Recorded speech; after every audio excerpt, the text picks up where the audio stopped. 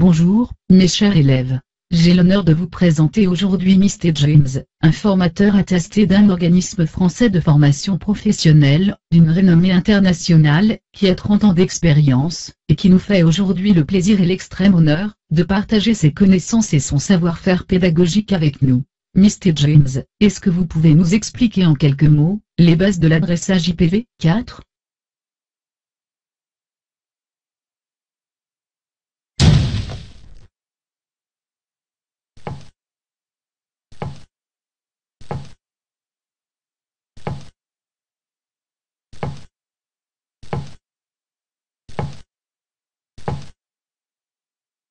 Bonjour, je m'appelle James, le formateur en vacances et assigné à résidence. Donc, c'était quoi encore la question? Ah oui, les bases de l'adressage, IPv4. Écoutez, chers amis. Si on y réfléchit bien, c'est extrêmement simple. L'adressage y fonctionne un peu comme l'expédition des courriers à la poste, apostrophe. Psst. Vous prenez un colis. Vous mettez les trucs dedans que vous voulez envoyer. Ce sont les données. Vous mettez une étiquette avec l'adresse de l'expéditeur et du destinataire et vous envoyez le paquet. Si l'adresse est bonne et les employés de la poste, les composants du réseau, travaillent, le tour est joué et il arrivera à destination. Compris les gars? Tout le reste, c'est ma copine qui va vous l'expliquer. Il faut que je file. C'est l'heure de la sieste. C'était un plaisir pour moi. Adressage du réseau IPv4. Présentation du chapitre. L'adressage est l'une des premières fonctions des protocoles de la couche réseau. Il permet de mettre en œuvre la transmission de données entre des hôtes situés sur un même réseau ou sur des réseaux différents. Le protocole Internet version 4, IPv4, permet un adressage hiérarchique des paquets qui transportent les données. L'élaboration, la mise en œuvre et la gestion d'un modèle d'adressage IPv4 garantissent un fonctionnement optimal des réseaux. Ce chapitre décrit en détail la structure des adresses IPv4 et leur application dans la création et le test de réseau et de sous-réseau IP. Dans ce chapitre, vous allez apprendre à effectuer les tâches suivantes. Expliquer la structure de l'adressage IP et convertir des nombres binaires sur 8 bits en nombres décimaux et vice-versa. Classer une adresse IPv4 par type et expliquer comment elle est utilisée sur le réseau. Expliquer comment les adresses sont attribuées au réseau par les FSI et à l'intérieur des réseaux par les administrateurs. Déterminer la partie réseau d'une adresse d'hôte et expliquer le rôle du masque de sous-réseau dans le découpage ou la division d'un réseau. Calculer différents éléments de l'adressage en fonction d'informations d'adressage IPv4 et de critères de configuration donnés. Appliquer des utilitaires de test courants pour vérifier et tester la connectivité du réseau, ainsi que l'état du fonctionnement de la pile de protocole IP sur un hôte. Anatomie d'une adresse IPv4. Tous les périphériques appartenant à un réseau doivent être identifiés de manière unique. Au niveau de la couche réseau, les paquets de communication doivent être identifiés par les adresses sources et de destination des systèmes des deux côtés. Avec l'adressage IPv4, cela implique que chaque paquet comporte, dans l'entête de la couche 3, une adresse source 32 bits et une adresse de destination 32 bits. Dans le réseau de données, ces adresses servent de configuration binaire. À l'intérieur des périphériques, une logique numérique est appliquée pour les interpréter. Pour les utilisateurs, une chaîne de 32 bits est difficile à interpréter, et encore plus difficile à mémoriser. Par conséquent, nous représentons les adresses IPv4 à l'aide d'une décimale à point. Décimale à point. Les configurations binaires représentant des adresses IPv4 sont exprimées en décimale à point, en séparant chacun des octets par un point. Le nom d'octet s'explique par le F8, que chaque nombre décimal représente 8 bits. Gardez à l'esprit que les périphériques utilisent une logique binaire. La notation en décimale à point est un moyen plus pratique pour les utilisateurs d'entrer des adresses et de s'en souvenir. Partie réseau et hôte. Pour chaque adresse IPv4, une partie des bits d'ordre représente l'adresse réseau. Au niveau de la couche 3, un réseau se définit par un groupe d'hôtes, dont la partie adresse réseau de l'adresse contient la même configuration binaire. Bien que l'ensemble des 32 bits définisse l'adresse IPv4 d'un hôte, un nombre variable de bits constitue la partie haute de l'adresse. Le nombre de bits contenu dans la partie haute détermine le nombre d'hôtes possibles sur un réseau. Par exemple, si un réseau particulier doit contenir au minimum 200 hôtes, il faut utiliser suffisamment de bits dans la partie haute pour pouvoir représenter au moins 200 configurations binaires différentes. Pour attribuer une adresse unique à 200 hôtes, il convient d'utiliser le dernier octet dans son intégralité. Avec 8 bits, nous pouvons obtenir un total de 256 configurations binaires différentes. Nous en déduisons que les bits des 3 premiers octets représentent la partie réseau.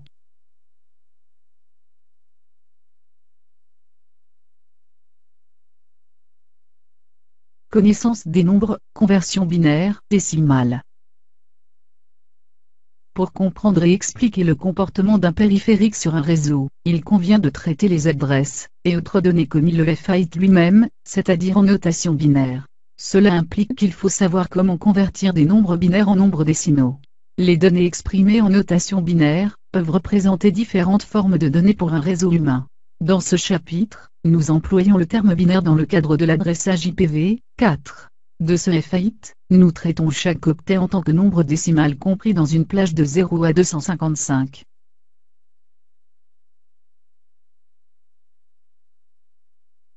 Numération pondérée. Pour maîtriser la conversion entre les nombres binaires et décimaux, il convient de comprendre ce qu'est le système de numérotation appelé numération pondérée. En numération pondérée, un chiffre représente différentes valeurs, selon la position qu'il occupe. Plus précisément, la valeur qu'un chiffre représente est le chiffre multiplié par la base élevée à la puissance correspondant à sa position. Quelques exemples nous permettront de mieux comprendre le fonctionnement de ce système. Pour le nombre décimal 245, la valeur que le chiffre 2 représentait 2 fois 10 à la puissance 2. Le 2 se trouve dans la position appelée centaine. La numération pondérée FIT référence à cette position comme étant la position base à la puissance 2, puisque la base à 10 est la puissance 2. Système binaire. Dans le système binaire, la base est 2. Ainsi, chaque position représente un 2 élevé à une puissance. Dans les nombres binaires de 8 bits, les positions représentent les quantités suivantes. Le système base 2 ne comprend que 2 chiffres. 0 et 1. Un 1 dans chaque position indique que la valeur de cette position est ajoutée au total. Voici l'addition s'il y a un 1 dans chacune des positions d'un octet. Le total est de 255. 128 plus 64 plus 32 plus 16 plus 8 plus 4 plus 2 plus 1 égale 255. Un 0 dans chaque position indique que la valeur de cette position n'est pas ajoutée au total. Avec un 0 dans chacune des positions, un total de 0 est obtenu.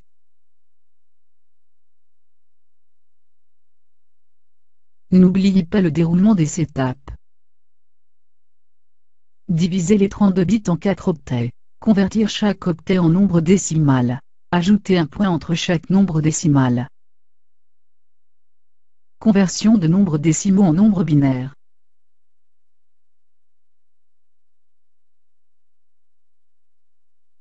Si nous devons être capables de convertir des nombres dans le sens binaire vers décimal, il en est de même dans l'autre sens. Nous sommes souvent amenés à examiner un octet d'une adresse qui est exprimée en notation en décimale à point.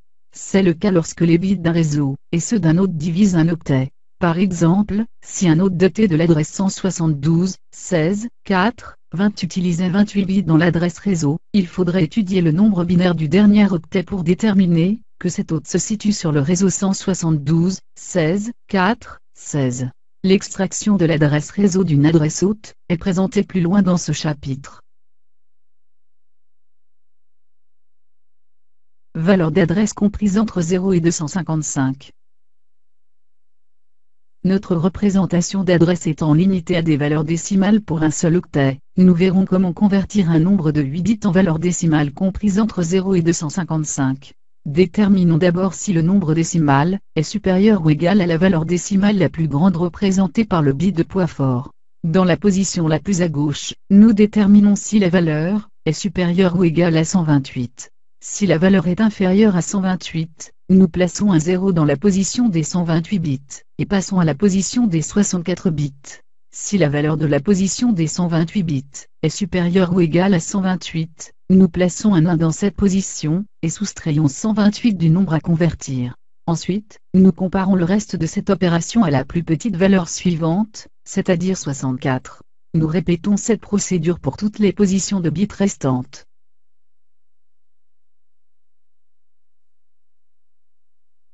Les différents types d'adresses d'un réseau IPv4. Dans la plage d'adresses de chaque réseau IPv4, il y a 3 types d'adresses. L'adresse réseau, l'adresse qui fait référence au réseau. L'adresse de diffusion, une adresse spécifique, utilisée pour envoyer les données à tous les hôtes du réseau. Des adresses d'hôtes, des adresses attribuées aux périphériques finaux sur le réseau. Adresse réseau. L'adresse réseau est généralement utilisée pour faire référence à un réseau. Par exemple, le réseau 10.0.0.0 fait référence au réseau présenté dans la figure. C'est un moyen plus pratique et plus représentatif d'identifier le réseau que d'employer un terme du type le premier réseau. Tous les hôtes du réseau 10.0.0.0 ont les mêmes bits réseau. Dans la plage d'adresse IPv4 d'un réseau, la plus petite adresse est réservée à l'adresse réseau. Dans la partie hôte, cette adresse comporte un 0 pour chaque bit d'hôte. Adresse de diffusion. L'adresse de diffusion IPv4 est une adresse spécifique, attribuée à chaque réseau. Elle permet de transmettre des données à l'ensemble des hôtes d'un réseau. Pour cela, un hôte peut envoyer un seul paquet adressé à l'adresse de diffusion du réseau. L'adresse de diffusion correspond à la plus grande adresse de la plage d'adresse d'un réseau. Il s'agit de l'adresse dans laquelle les bits de la partie haute sont tous des 1. Pour le réseau 10.0.0.0 avec 24 bits réseau, l'adresse de diffusion serait 10.0.0.255. Cette adresse est également désignée sous le nom de diffusion dirigée. Adresse d'hôte. Comme indiqué précédemment, chaque périphérique final nécessite une adresse unique pour remettre un paquet à un hôte. Dans les adresses IPv4, nous attribuons les valeurs situées entre l'adresse réseau et l'adresse de diffusion au périphérique de ce réseau. Préfixe réseau. Voici une question importante. Comment savoir combien de bits représente la partie réseau et combien représente la partie hôte? Pour exprimer une adresse réseau IPv4, nous ajoutons une longueur de préfixe à l'adresse réseau. La longueur de préfixe correspond au nombre de bits de l'adresse qui représente la partie réseau. Par exemple, dans 172.16.4.0.24, 24 est la longueur de préfixe. Elle nous indique que les 24 premiers bits correspondent à l'adresse réseau. Il reste donc 8 bits, le dernier octet, qui correspondent à la partie haute. Plus loin dans ce chapitre, nous aborderons une autre entité, qui permet de définir la partie réseau d'une adresse IPv4, pour les périphériques réseau. C'est ce que l'on appelle le masque de sous-réseau. Comme une adresse, il est composé de 32 bits, et utilise des 1 et des 0, pour indiquer les bits de l'adresse qui sont des bits réseau, et ceux qui sont des bits d'hôte. Les réseaux ne se voient pas toujours attribuer un préfixe 24. En fonction du nombre d'hôtes sur le réseau, le préfixe attribué peut être différent. Un numéro de préfixe différent modifie la plage d'hôtes et l'adresse de diffusion pour chaque réseau. Vous remarquerez que l'adresse réseau peut rester inchangée, mais que la plage d'hôtes et l'adresse de diffusion varient selon les longueurs de préfixe. Dans cette illustration, vous constaterez aussi que le nombre d'hôtes pouvant être adressés sur le réseau change également. Calcul des adresses réseau, dotées de diffusion. À ce stade, peut-être vous posez-vous la question suivante. Comment est-il possible de calculer ces adresses? Cette procédure requiert l'examen de ces adresses dans leur forme binaire. Dans les divisions de réseau de l'exemple, intéressons-nous à l'octet de l'adresse où le préfixe sépare la partie réseau de la partie haute. Dans tous ces exemples, il s'agit du dernier octet. Bien que ce soit très courant, le préfixe peut également séparer n'importe lequel des octets. Pour mieux comprendre le processus qui consiste à déterminer les attributions d'adresse, décomposons quelques adresses en nombres binaires. Dans le premier cadre, nous voyons la représentation de l'adresse réseau. Avec un préfixe de 25 bits, les 7 derniers bits sont des bits d'hôte. Pour représenter l'adresse réseau, tous ces bits ont la valeur 0. Le dernier octet de l'adresse est donc 0, et l'adresse réseau 172.16.20.0.25. Dans le deuxième cadre, nous voyons comment calculer la plus petite adresse réseau de la plage. Elle est toujours supérieure d'un bit à l'adresse réseau. Dans ce cas, le dernier des 7 bits d'eau prend comme valeur 1. Le plus petit bit de l'adresse hôte étant défini sur 1, la plus petite adresse d'hôte est 172.16.20.1. Le troisième cadre montre comment calculer l'adresse de diffusion du réseau. Ainsi, l'ensemble des 7 bits d'hôte utilisés dans ce réseau sont tous des 1. D'après ce calcul, on obtient 127 dans le dernier octet. Le résultat est une adresse de diffusion égale à 172.16.20.127. Le quatrième cadre représente le calcul de l'adresse hôte la plus grande dans la plage. Elle est toujours inférieure d'un bit à l'adresse de diffusion. Cela implique que le plus petit bit d'hôte est un 0, et tous les autres bits d'hôte des 1. Comme nous pouvons le constater, il s'agit de l'adresse hôte la plus grande de ce réseau 172.16.20.126. Bien que, pour cet exemple, nous ayons décomposé tous les octets, il suffit d'examiner le contenu de l'octet divisé. Les différents types de communication, monodiffusion, diffusion, multidiffusion. Dans un réseau IPv4, les eaux peuvent communiquer de 3 façons. Monodiffusion, processus consistant à envoyer un paquet d'un hôte à un autre. Diffusion, processus consistant à envoyer un paquet d'un hôte à tous les hôtes du réseau. Multidiffusion, processus consistant à envoyer un paquet d'un hôte à un groupe d'hôtes en particulier. Ces 3 types de transmission sont utilisés différemment dans les réseaux de données. Dans les 3 cas, l'adresse IPv4 de l'hôte émetteur est placée dans l'entête du paquet comme adresse source. Trafic monodiffusion. La monodiffusion est utilisée dans les communications normales d'hôte à hôte, tant entre clients et serveurs, que dans un réseau point à point. Les paquets de type monodiffusion utilisent l'adresse hôte du périphérique de destination comme adresse de destination et peuvent être routés via un interréseau. En revanche, la diffusion et la multidiffusion utilisent des adresses de destination spécifiques. Avec ces dernières, les diffusions sont généralement limitées au réseau local. L'étendue du trafic multidiffusion doit également être limitée au réseau local ou routée via un interréseau. Dans un réseau IPv4, l'adresse monodiffusion appliquée à un périphérique final est désignée sous le nom d'adresse d'hôte. Dans une monodiffusion, les adresses hôtes attribuées aux 2 périphériques finaux sont utilisées comme adresse IPv4, source et de destination. Durant l'encapsulation, l'hôte source place son adresse IPv4 dans l'entête du paquet monodiffusion comme adresse source et l'adresse IPv4 de l'hôte de destination comme adresse de destination. La transmission à l'aide d'un paquet monodiffusion peut être mise en œuvre via un interréseau qui utilise les mêmes adresses. Remarque, dans ce cours, sauf indication contraire, toutes les transmissions entre les périphériques sont du type monodiffusion. Transmission de diffusion. Puisque le trafic de diffusion est utilisé pour envoyer des paquets à tous les hôtes du réseau, les paquets utilisent des adresses de diffusion spécifiques. Lorsqu'un hôte reçoit un paquet avec comme destination une adresse de diffusion, il traite le paquet comme s'il était adressé à son adresse monodiffusion. La transmission de diffusion permet de localiser des services et périphériques spéciaux pour lesquels l'adresse n'est pas connue, ou lorsqu'un hôte doit fournir des informations à tous les hôtes sur le réseau. Voici quelques cas d'utilisation des transmissions de diffusion.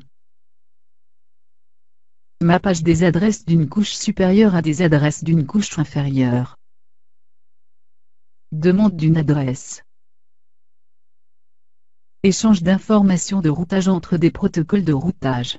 Lorsqu'un hôte a besoin d'informations, il envoie une demande, appelée requête, à l'adresse de diffusion.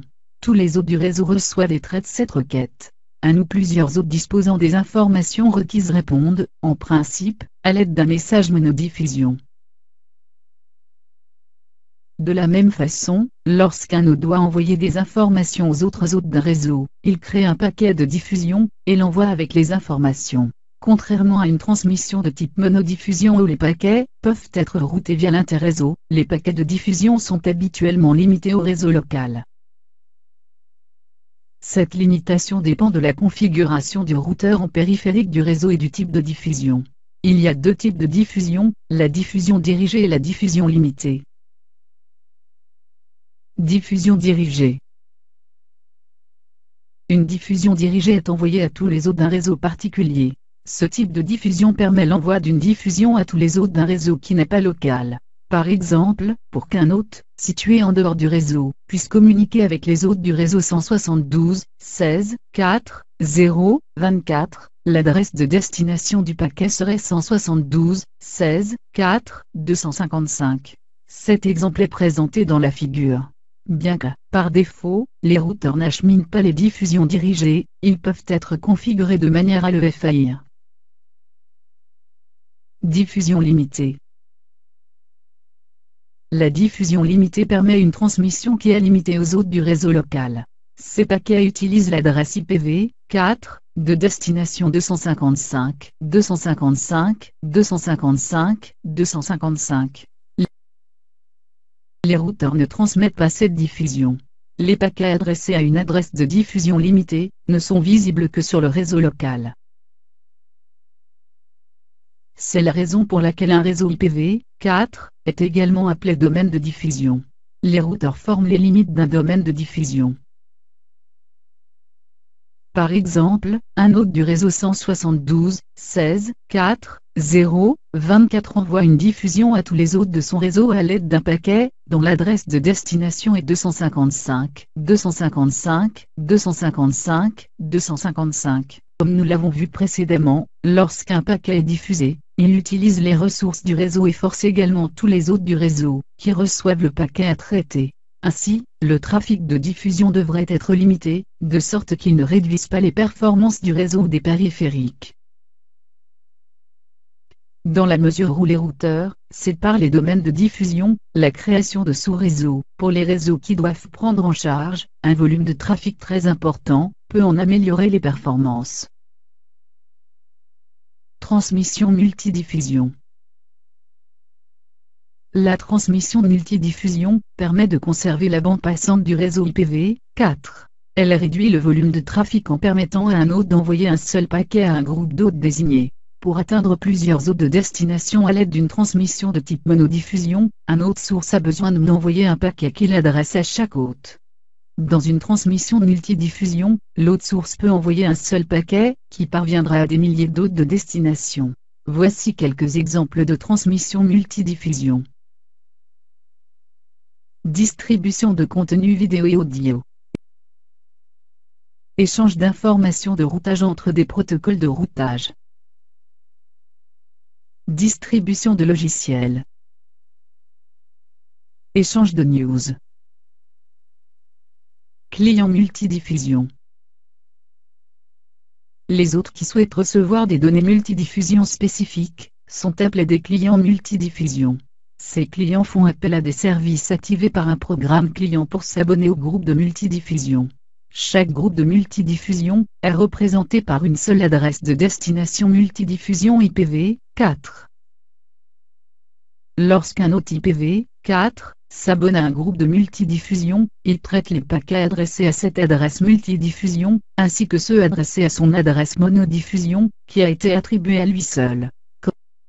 Comme nous le verrons, IPv4 a réservé la plage d'adresse 224.0.0.0.255.255.255 à l'adressage des groupes de multidiffusion.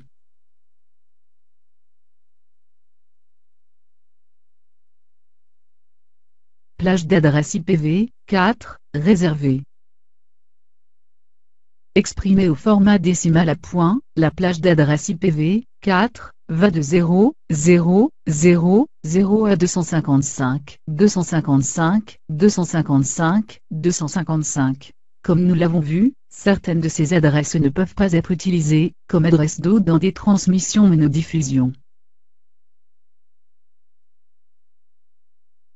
Adresse expérimentale. Un important bloc d'adresses est réservé à un usage spécial. Il s'agit de la plage d'adresse expérimentale IPv4, allant de 240.0.0.0 à 255.255.255.254. Actuellement, ces adresses sont répertoriées comme étant réservées pour une utilisation future, RFC 3330. Cela laisse à penser qu'elles pourraient être converties en adresses utilisables. Pour l'instant, leur utilisation dans des réseaux IPv4 n'est pas permise. Toutefois, ces adresses pourraient s'appliquer à la recherche.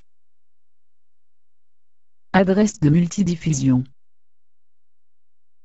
Un autre gros bloc d'adresses est réservé à un usage spécifique. Il s'agit de la plage d'adresses de multidiffusion IPv4, allant de 224.0.0.0 à 239.255.255.255. Cette plage est divisée en différents types d'adresses, les adresses de liaison locale réservées, et les adresses d'étendue globale.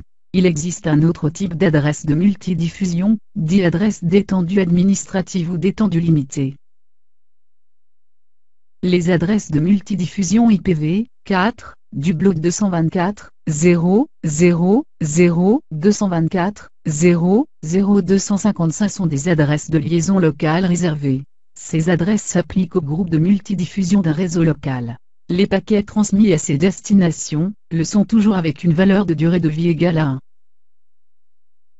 De ce fait, un routeur connecté au réseau local ne devrait jamais les acheminer. Les adresses locales réservées s'appliquent principalement au protocole de routage, qui utilise le type de transmission multidiffusion pour échanger des informations de routage. Les adresses d'étendue globale vont de 224.0.1.0 à 238.255.255.255. Elles peuvent aussi être utilisées dans la multidiffusion de données sur Internet. Par exemple, 224.0.1.1 est une adresse réservée au protocole NTP pour synchroniser les horloges des périphériques réseau. Network Time Protocol. Adresse d'hôte. Maintenant que nous avons recensé les plages réservées aux adresses expérimentales et de multidiffusion, il nous reste à traiter la plage allant de 0.0.0.0 à 223.255.255.255 que les hôtes IPv4 peuvent utiliser. Toutefois, dans ces plages, de nombreuses adresses sont déjà réservées à un usage spécifique. Si nous avons abordé certaines de ces adresses, les principales sont décrites dans la section suivante. Adresses publiques et privées. Bien que la majorité des adresses d'hôtes IPv4 soient des adresses publiques utilisées dans les réseaux accessibles sur Internet, d'autres blocs d'adresses sont attribués à des réseaux qui ne nécessitent pas d'accès à Internet, ou uniquement un accès limité. Ces adresses sont appelées des adresses privées. Voici ces plages d'adresses privées. 10.0.0.0 à 10.255, 255, 10.0.0.0.8, 172.16.0.0 à 172.31, 255, 172.16.0.0.12, 192.168, 0.0 à 192.168, 255, 192, 168, 0.0.16. Les blocs d'adresses d'espace privé, comme illustré, sont réservés aux réseaux privés. L'utilisation de ces adresses ne doit pas forcément être unique entre des réseaux externes. En règle générale, les autres qui ne nécessitent pas d'accès à Internet peuvent utiliser les adresses privées sans limitation. Toutefois, les réseaux internes doivent configurer des schémas d'adressage réseau pour garantir que les hôtes des réseaux privés utilisent des adresses IP qui sont uniques au sein de leur environnement de réseau. Plusieurs hôtes de réseaux différents peuvent utiliser les mêmes adresses d'espace privé. Les paquets qui utilisent ces adresses, comme source ou destination, ne doivent pas être visibles sur Internet. Le routeur ou le périphérique pare-feu, en périphérie de ces réseaux privés, doivent bloquer ou traduire ces adresses. Même si ces paquets parvenaient sur Internet, les routeurs ne disposeraient pas de route pour les acheminer vers le réseau privé en question.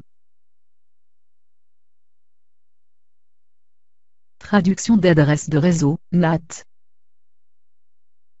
Grâce à des services qui traduisent les adresses privées en adresses publiques, les hôtes d'un réseau privé peuvent accéder aux ressources présentes sur Internet. Appelés NAT, Network Address Translation, ces services peuvent être mis en œuvre sur un périphérique situé en périphérie du réseau privé. Les services NAT permettent aux hôtes du réseau d'emprunter une adresse publique pour communiquer avec des réseaux externes. Bien que les services NAT soient associés à des limitations et à des problèmes de performance, ils permettent aux clients de nombreuses applications d'accéder à des services sur Internet, sans difficulté majeure. Remarque, les services NAT sont présentés en détail dans l'un des cours à venir. Adresse publique. La grande majorité des adresses de la plage d'hôtes multidiffusion IPv4 sont des adresses publiques. Ces adresses sont normalement attribuées à des hôtes publiquement accessibles depuis Internet.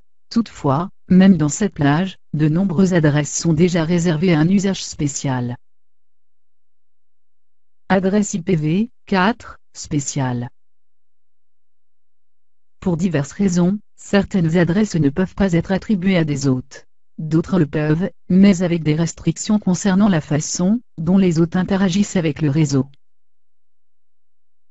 Adresse réseau et de diffusion.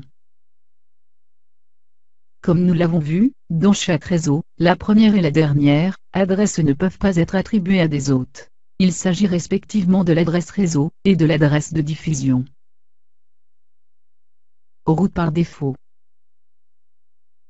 Comme nous l'avons indiqué précédemment, nous représentons la route IPv4 par défaut de la manière suivante. 0, 0, 0, 0. La route par défaut est utilisée comme route dernier recours lorsqu'aucune route plus spécifique n'est disponible. L'utilisation de cette adresse réserve également toutes les adresses de la plage 0, 0, 0, 0, 0, 255, 255, 255, 0, 0, 0, 0, 8. Bouclage. L'adresse de bouclage IPv4, 127, 0, 0, 1 est une autre adresse réservée. Il s'agit d'une adresse spéciale, que les hôtes utilisent pour diriger le trafic vers eux-mêmes. L'adresse de bouclage crée un moyen rapide, pour les applications et les services TCP/IP actifs sur le même périphérique, de communiquer entre eux. En utilisant l'adresse de bouclage à la place de l'adresse d'hôte IPv4, attribuée, deux services actifs sur le même hôte, peuvent contourner les couches les plus basses de l'appli TCP/IP. Vous pouvez également envoyer une recapping à l'adresse de bouclage, afin de tester la configuration TCP/IP de l'hôte local. Bien que seule l'adresse 127, 0, 0, 1 soit utilisée, les adresses de la plage 127, 0, 0, 0, 127, 255, 255, 255 sont réservées. Toutes les adresses de cette plage sont envoyées en boucle sur l'hôte local. Aucune des adresses de cette plage ne devrait jamais apparaître sur un réseau quel qu'il soit. Adresse locale lien. Les adresses IPv4 du bloc d'adresse 169, 254, 0.0 à 169, 254, 255, 255. 169, 254 0, 0, 16 sont conçues pour être des adresses locales liens. Elles peuvent être automatiquement attribuées à l'hôte local par le système d'exploitation, dans les environnements où aucune configuration IP n'est disponible.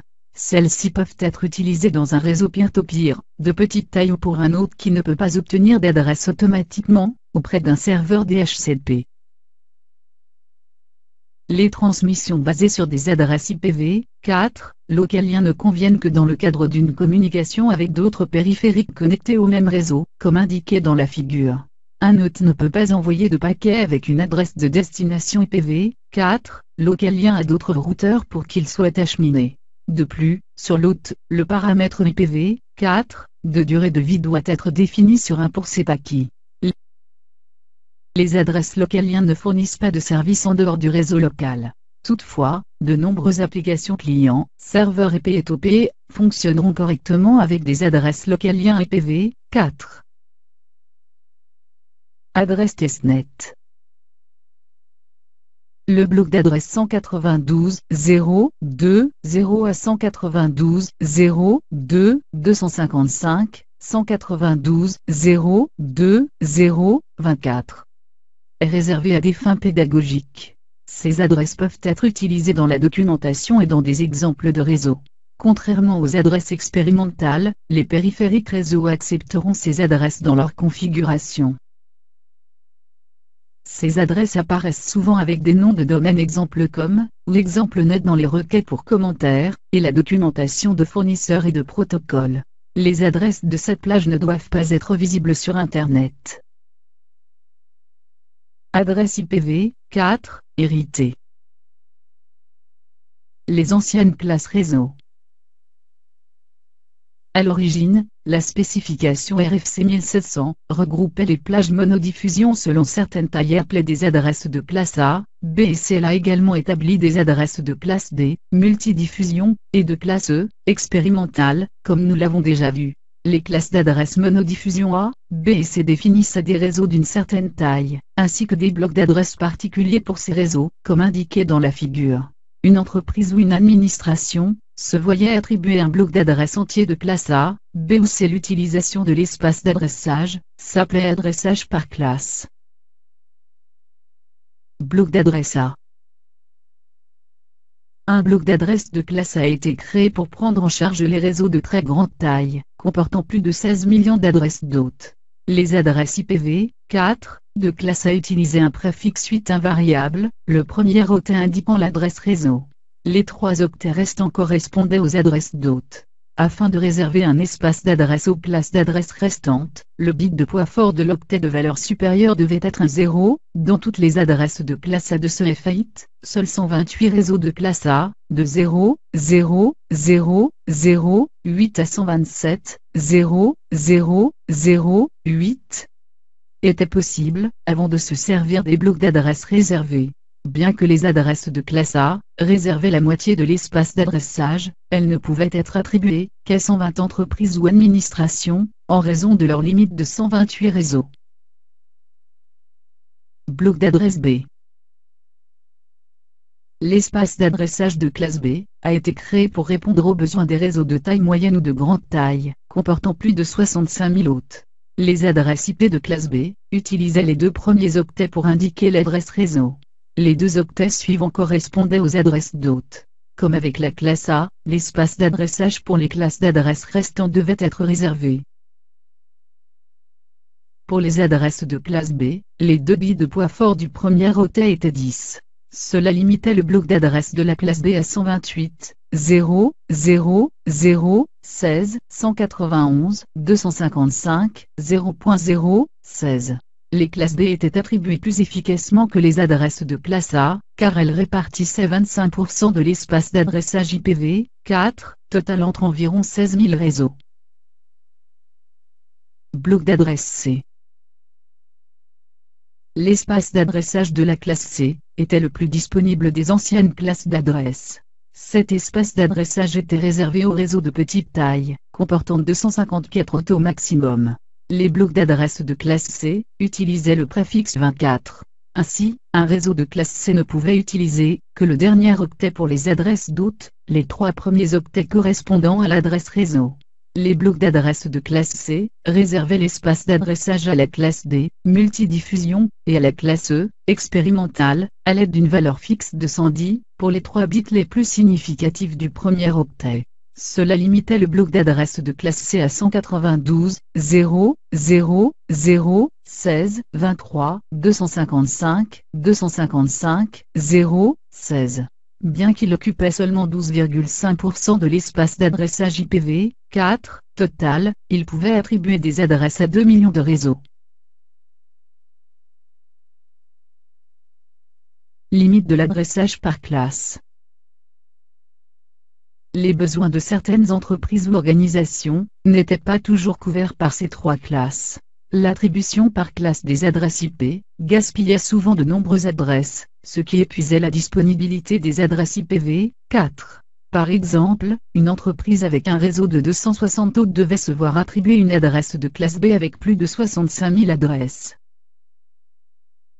Bien que ce système par classe ait été abandonné à la fin des années 90, il n'a pas entièrement disparu dans certains des réseaux modernes.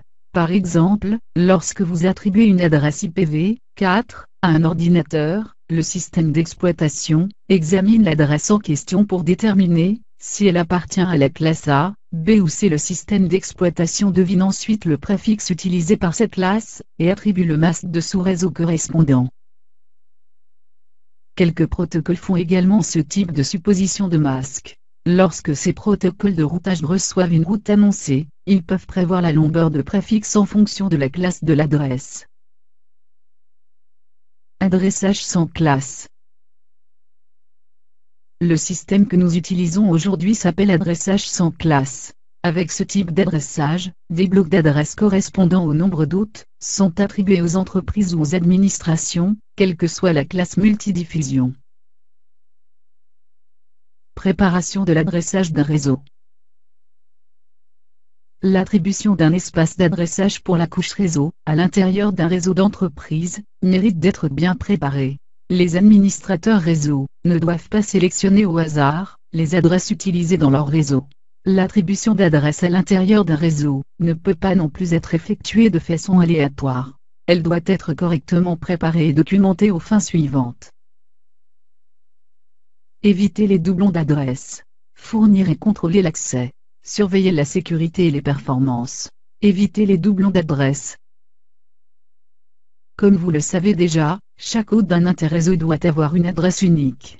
Si ces attributions d'adresses ne sont pas scrupuleusement préparées et documentées, une même adresse risquerait d'être attribuée à plusieurs hôtes. Fournir et contrôler l'accès. Certains hôtes fournissent des ressources au réseau interne, mais aussi au réseau externe. C'est le cas des serveurs, par exemple. L'accès à ces ressources peut être contrôlé par l'adressage de la couche 3. Si les adresses de ces ressources ne sont pas préparées et documentées, la sécurité et l'accessibilité des périphériques sont plus difficiles à contrôler. Par exemple, si un serveur se voit attribuer une adresse aléatoire, le blocage de l'accès à cette adresse est quasiment impossible, et les clients risquent de ne pas être en mesure de localiser cette ressource. Surveiller la sécurité et les performances. De la même manière, nous devons surveiller la sécurité et les performances des hôtes d'un réseau, et du réseau dans son ensemble. Dans le cadre de ces activités de surveillance, il convient d'examiner le trafic réseau à la recherche d'adresses, qui génèrent ou reçoivent un nombre trop important de paquets. Si l'adressage de réseau a été bien préparé et documenté, il est possible d'identifier le périphérique réseau, dont l'adresse est problématique. Attribuer des adresses au sein d'un réseau. Comme nous l'avons vu, les hôtes sont associés à un réseau IPv4, par leur adresse dont la partie réseau est commune à tous ces hôtes. Au sein d'un réseau, il y a 4 types d'hôtes. En voici quelques exemples. Périphériques finaux pour les utilisateurs. Serveurs et périphériques. Hôtes accessibles depuis Internet. Périphériques intermédiaires. Chacun de ces types de périphériques doit être attribué à un bloc d'adresse logique dans la plage d'adresse du réseau. Dans la préparation d'un schéma d'adressage IPv4, il faut avant tout décider quand les adresses privées doivent être utilisées et où elles seront appliquées. Les facteurs déterminants sont les suivants. Y aura-t-il davantage de périphériques connectés au réseau que d'adresses publiques attribuées par le FSI du réseau? Les périphériques devront-ils être accessibles depuis l'extérieur du réseau local? Si les périphériques qui se voient attribuer des adresses privées nécessitent un accès Internet, le réseau est-il capable de fournir des services nets de traduction d'adresses réseau? S'il y a plus de périphériques que d'adresses publiques disponibles, seuls les périphériques qui ont un accès direct à Internet, comme les serveurs web, nécessitent une adresse publique. Des services NAT permettraient aux périphériques ayant une adresse privée de partager efficacement les adresses publiques restantes. Adressage statique ou dynamique pour les périphériques. Adresse pour les périphériques d'utilisateurs. Dans La plupart des réseaux de données, l'immense majorité des autres sont des périphériques finaux, tels que des ordinateurs, des téléphones IP, des imprimantes et des assistants numériques personnels. Dans la mesure où ces autres présentent le plus grand nombre de périphériques au sein d'un réseau, le plus grand nombre d'adresses doit leur être attribué. Les adresses IP peuvent être attribuées de manière statique ou de manière dynamique. Attribution statique d'adresse. Avec ce type d'attribution, l'administrateur réseau doit configurer manuellement les informations de réseau pour un hôte, comme indiqué dans la figure. Ces informations comportent, au minimum, l'adresse IP, le masque de sous-réseau et la passerelle par défaut. Les adresses statiques présentent certains avantages sur les adresses dynamiques. Par exemple, elles conviennent pour les imprimantes, les serveurs et d'autres périphériques réseau, qui doivent être accessibles pour les clients d'un réseau. Si les hôtes ont l'habitude d'accéder à un serveur à une adresse IP particulière, cela peut poser des problèmes en cas de modification de cette adresse. De plus, l'attribution statique des informations d'adressage permet de mieux contrôler les ressources réseau. Toutefois, la configuration IP sur chaque hôte prend du temps. Lorsque l'adressage IP statique est utilisé, il convient de tenir à jour une liste exacte des adresses IP attribuées à chaque périphérique. Ces adresses étant permanentes, en principe, elles ne seront pas réutilisées. Attribution dynamique d'adresses. En raison des difficultés associées à la gestion des adresses statiques, les périphériques des utilisateurs se voient attribuer leur adresse de manière dynamique, à l'aide du protocole DCHP. Dynamic Host Configuration Protocol. Le protocole DHCP permet l'attribution automatique des informations d'adressage, telles que l'adresse IP, le masque de sous-réseau, la passerelle par défaut et d'autres paramètres. La configuration du serveur DHCP nécessite qu'un bloc d'adresses appelé pool d'adresses soit défini de manière à être attribué au client DHCP d'un réseau. Les adresses attribuées à ce pool doivent être définies de manière à exclure toutes les adresses utilisées pour les autres types de périphériques. Le protocole DHCP est généralement la méthode d'attribution d'adresses IP privilégiée pour les réseaux de grande taille, car le personnel de support du réseau est dégagé de cette tâche et le risque d'erreur de saisie est quasiment éliminé. L'autre avantage de l'attribution dynamique réside dans le fait que les adresses ne sont pas permanentes pour les hôtes, elles sont uniquement louées pour une certaine durée. Si l'hôte est mis sous tension ou retiré du réseau, son adresse est renvoyée au pôle et sera réutilisée. Cela est particulièrement intéressant pour les utilisateurs mobiles, qui se connectent et se déconnectent d'un réseau.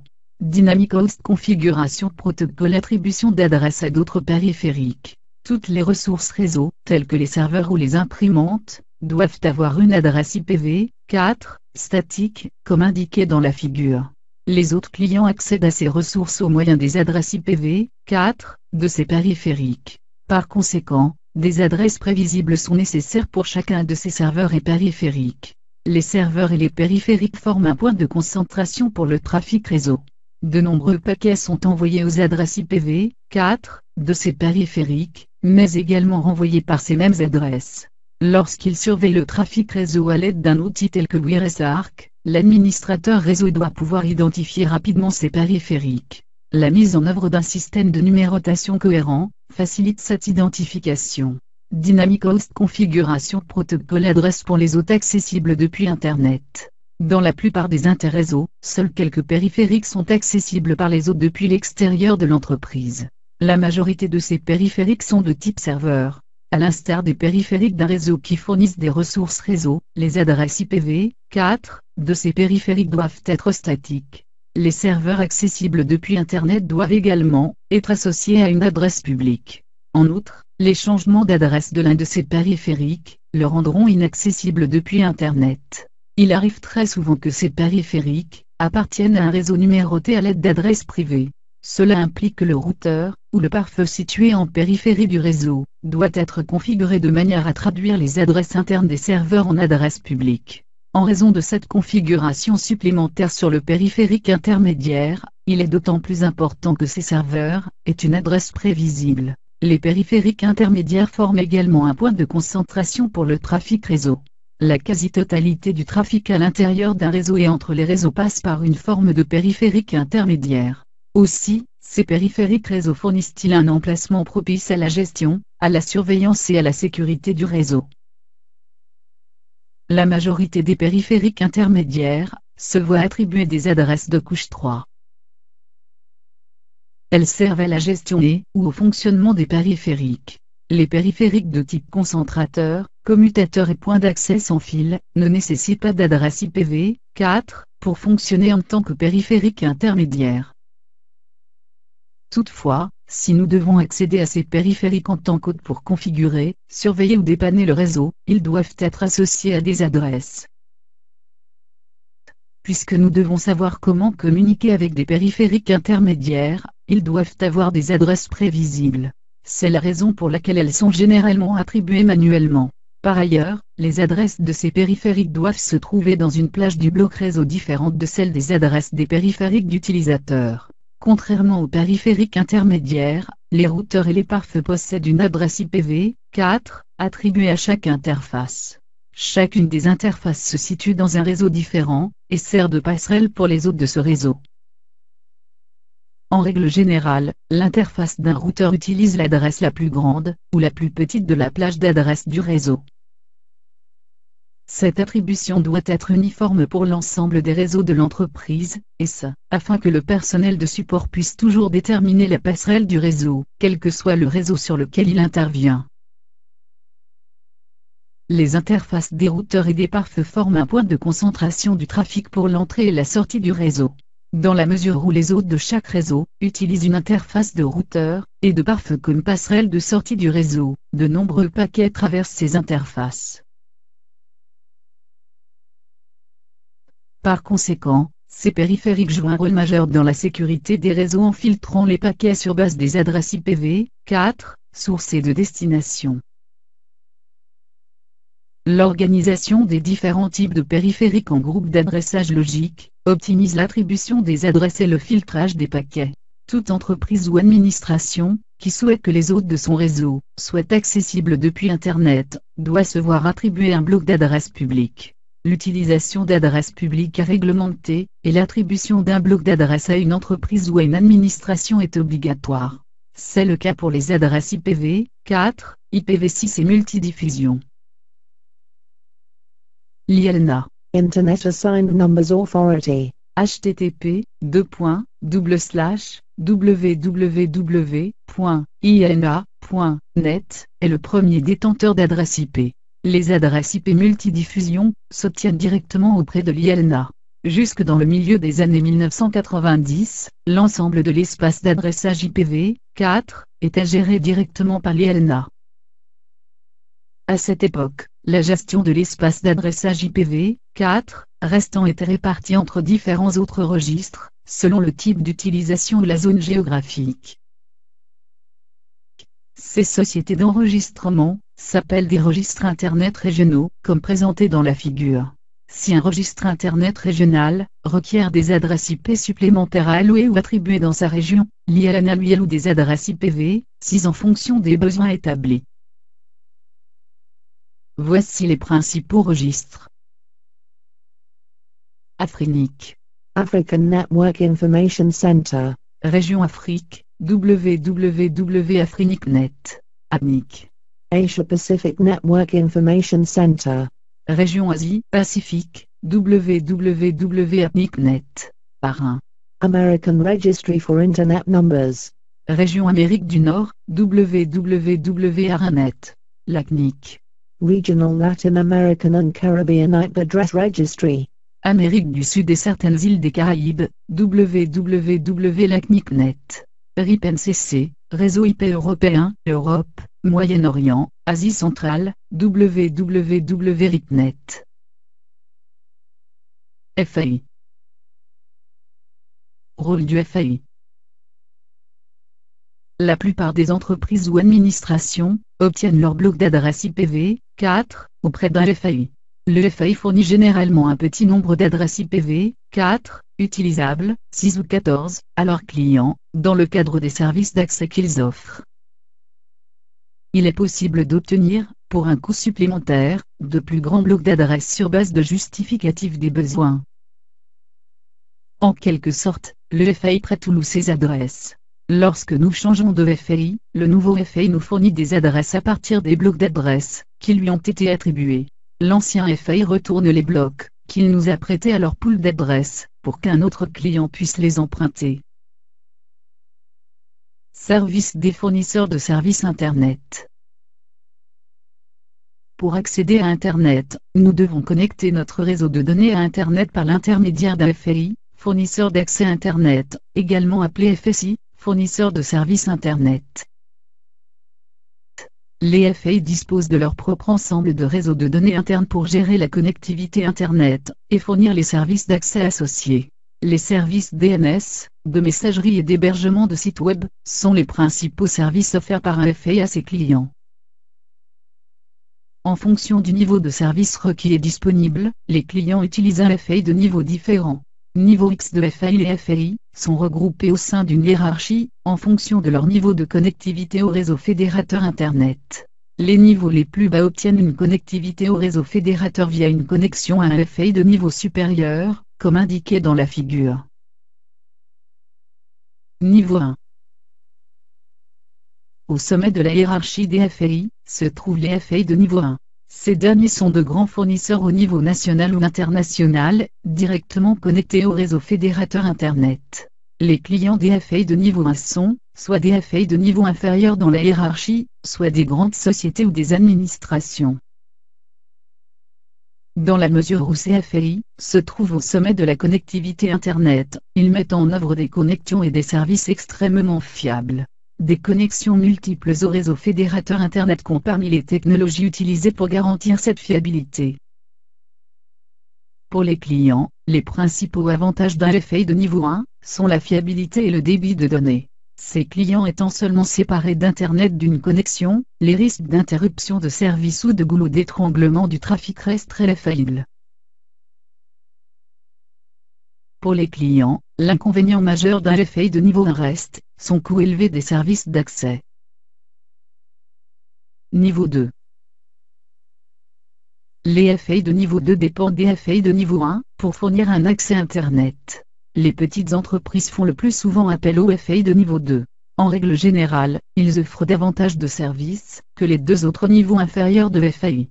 Les FAI de niveau 2 disposent en principe de leurs propres ressources informatiques pour fournir leurs propres services, tels que les serveurs DNS, les serveurs de messagerie et les serveurs web. Parmi les autres services offerts par des FAI de niveau 2, citons le développement et la gestion de sites web, des services de commerce électronique, boutiques en ligne et des services voix. Par rapport aux FAI de niveau 1, le principal inconvénient des FAI de niveau 2 est un accès Internet plus lent. Dans la mesure où les FAI de niveau 2 sont séparés du réseau fédérateur Internet d'au moins une connexion, l'accès qu'ils offrent est généralement moins fiable que celui des FAI de niveau 1. Niveau 3. Les FAI de niveau 3 dépendent des FAI de niveau 2 pour fournir un accès Internet. Les clients de ces FAI sont généralement des particuliers dans une zone géographique précise. En principe, ces clients n'ont pas besoin de la plupart des services que nécessitent des clients de niveau 2. Leur premier besoin est une connectivité et un support technique. Ces clients ont souvent un manque ou une insuffisance de connaissances dans les domaines de l'informatique et des réseaux. Les FAI de niveau 3 offrent souvent à leurs clients une connectivité Internet dans le cadre de contrats de services informatiques et de réseau. Bien qu'ils offrent un accès moins fiable et une bande passante réduite par rapport aux fournisseurs de niveau 1 et 2, ils sont également retenus par les petites et moyennes entreprises. Vue d'ensemble du protocole IPv6. Au début des années 90, l'IETF, Internet Engineering Task Force, groupe pour la participation à la standardisation d'Internet, a commencé à se pencher sur le problème de l'épuisement des adresses réseau IPv4, et à rechercher une solution de remplacement pour ce protocole. Ces activités ont conduit au développement de ce que nous appelons aujourd'hui IPv6. La création de ce protocole s'explique, à l'origine, par le besoin de développer des fonctionnalités d'adressage étendues. D'autres facteurs sont néanmoins entrés dans la décision de créer IPv6, dont les suivants. Amélioration du traitement des paquets. Optimisation de l'évolutivité et de la durée de vie. Mécanisme co. Sécurité intégrée. Pour répondre à ces besoins, IPv6 offre les fonctionnalités et caractéristiques suivantes. Un adressage hiérarchique sur 128 bits pour étendre les fonctionnalités d'adressage. Un format d'entête simplifié pour améliorer le traitement des paquets. Une prise en charge améliorée des extensions et des options pour optimiser l'évolutivité et la durée de vie. Une capacité d'étiquetage de flux comme mécanisme CO. Des fonctionnalités d'authentification et de confidentialité pour intégrer la sécurité. IPv6 n'est pas seulement un nouveau protocole de couche 3, mais toute une suite de protocoles. De nouveaux protocoles, sur différentes couches de la pile, ont également été développés pour prendre en charge IPv6. Il s'agit du nouveau protocole de messagerie IPv6, et de nouveaux protocoles de routage. En raison de la taille accrue de l'entête d'IPv6, l'infrastructure du réseau sous-jacent est également touchée. Transition vers IPv6. Comme cette présentation sommaire le suggère, IPv6 permet une certaine évolutivité, et ce, en prévision de plusieurs années de croissance interréseau. Toutefois, la mise en œuvre d'IPv6 est plutôt lente, et ne touche pour l'instant que certains réseaux.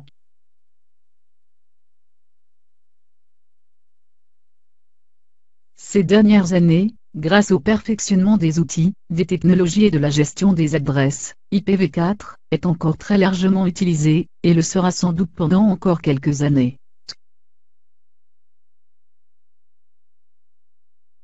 Toutefois, IPv6 devrait progressivement supplanter le protocole IPv4. Masque de sous-réseau, définition des parties réseau et hôtes.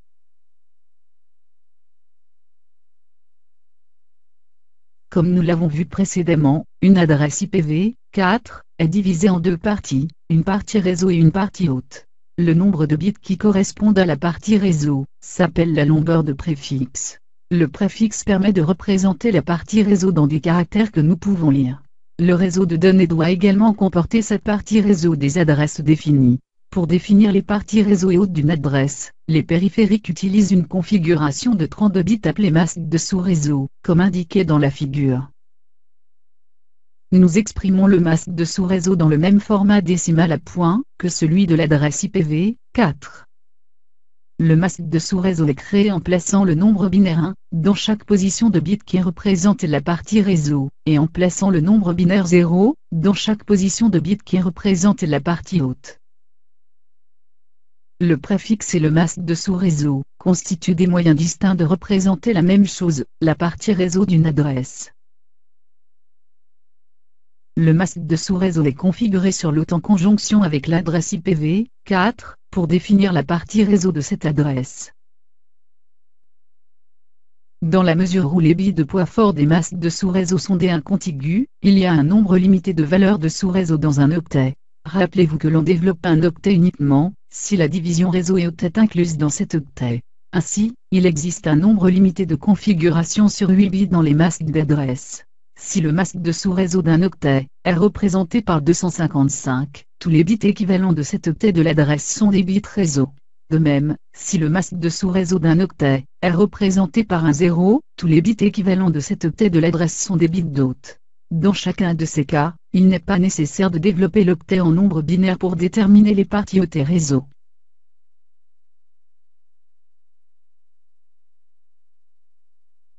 Application de l'opération AND, de quoi les composer notre réseau? À l'intérieur des périphériques de réseau de données, une logique numérique est appliquée pour interpréter les adresses. Lorsqu'un paquet IPv4 est créé ou transmis, l'adresse réseau de destination doit être extraite de l'adresse de destination. Cela est possible par le biais de l'opérateur logique AND, et l'adresse d'hôte IPv4 est logiquement ajoutée par une opération AND à son masque de sous-réseau pour déterminer l'adresse à laquelle l'hôte est associé. Lorsque cette opération AND est appliquée entre l'adresse et le masque de sous-réseau, le résultat obtenu est l'adresse réseau. Opération AND. Il s'agit de l'une des 3 opérations binaires de base, appliquées en logique numérique. Les 2 autres sont les opérations OR, ou, et NOT, non. Bien que les trois soient utilisés dans les réseaux de données, l'opération AND permet de déterminer l'adresse réseau.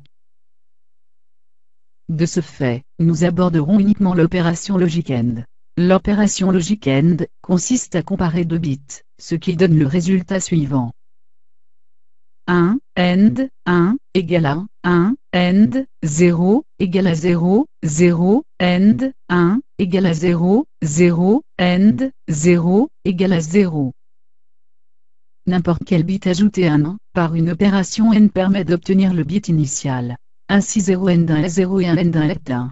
Par conséquent, tout bit auquel est ajouté un 0, par le biais d'une opération AND donne un 0. Ces propriétés de l'opération AND sont utilisées avec le masque de sous-réseau pour masquer les bits d'hôte d'une adresse IPv4. Le bit correspondant du masque de sous-réseau est ajouté à chaque bit de l'adresse par le biais d'une opération AND. Puisque les bits du masque de sous-réseau, qui représentent les bits d'hôte sont des zéros, la partie haute de l'adresse réseau résultante comporte uniquement des zéros. Rappelez-vous qu'une adresse IPv4, comportant uniquement des zéros, dans la partie haute représente l'adresse réseau. De même, tous les bits du masque de sous-réseau indiquant la partie réseau sont des 1. Lorsque ces 1 sont ajoutés par une opération AND aux bits correspondants de l'adresse, les bits résultants sont identiques aux bits initiaux de l'adresse. Pourquoi utiliser l'opération AND? Les périphériques d'un réseau appliquent l'opération AND entre l'adresse de l'hôte et le masque de sous-réseau pour diverses raisons. Les routeurs l'utilisent afin de déterminer une route acceptable pour un paquet entrant. Le routeur vérifie, dans sa table de routage, l'adresse de destination et tente de faire correspondre l'adresse au saut suivant. Lorsqu'un paquet parvient au routeur, ce dernier applique l'opération AND sur l'adresse IP de destination du paquet entrant, et sur le masque de sous-réseau des différentes routes possibles. Le résultat est une adresse réseau, comparée à la route de la table de routage, et dont le masque de sous-réseau a été utilisé. Un hôte source doit déterminer si un paquet doit être envoyé directement à un hôte du réseau local, ou dirigé vers la passerelle. Pour ce faire, l'hôte doit d'abord connaître sa propre adresse réseau. Un hôte extrait son adresse réseau en ajoutant son adresse à son masque de sous-réseau par le biais d'une opération AND. Une opération logique AND est également appliquée par un hôte source entre l'adresse de destination du paquet et le masque de sous-réseau de cet hôte. Le résultat obtenu est l'adresse réseau de la destination. Si cette adresse réseau correspond à celle de l'hôte local, le paquet est directement envoyé à l'hôte de destination. Si les deux adresses réseau ne sont pas rapprochées, le paquet est envoyé à la passerelle. Importance de l'opération AND. Si les routeurs et les périphériques finaux réalisent ces calculs sans intervention, pourquoi faut-il savoir comment appliquer une opération AND? En comprenant le fonctionnement d'un réseau, et en anticipant son comportement, nous nous donnons les moyens de les concevoir et de les administrer. Lors de la vérification ou du dépannage d'un réseau, il faut souvent déterminer sur quel réseau IPv4 un hôte est situé, et définir si deux hôtes appartiennent au même réseau IP. Cette définition n'est possible que si l'on se pose dans la perspective des périphériques réseau. Suite à une mauvaise configuration, un hôte peut s'identifier sur un réseau qui n'était pas celui prévu à l'origine. Cela peut créer un fonctionnement imprévisible, sauf si le problème est identifié en examinant les processus d'opération AND utilisés par l'hôte. De plus, un routeur peut avoir de nombreuses routes, toutes capables de permettre la transmission d'un paquet vers sa destination. Le choix d'une route pour acheminer un paquet donné est une opération complexe. Par exemple, le préfixe formant ces routes n'est pas directement associé au réseau attribué à l'hôte. Cela implique qu'une route de la table de routage peut représenter plusieurs réseaux. Lorsque des problèmes de routage de paquets se présentent, vous devez déterminer comment le routeur prendrait une décision de routage. Bien que des calculatrices de sous-réseau soient disponibles, le fait qu'un administrateur réseau sache les calculer manuellement est souvent très utile. Remarque, l'utilisation d'outils de calcul, quels qu'ils soient, est interdite pendant l'examen de certification. Notion de base sur la création de sous-réseaux.